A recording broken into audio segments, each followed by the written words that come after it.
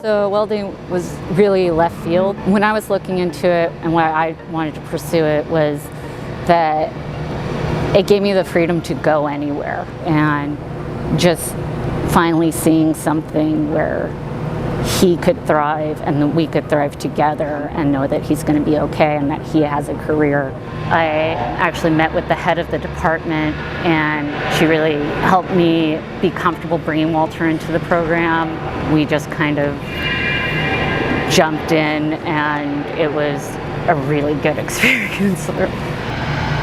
Yeah, I work at my own pace, and I made a couple friends there, and they come when I ask for help.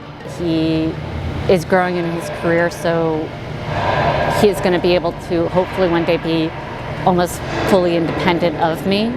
I think the faculty at Mount Hood really helped me with that, where they could definitely tell when I would start to try and do stuff for him. They knew what they were doing, and so that made me feel really secure and safe, and that was a huge relief.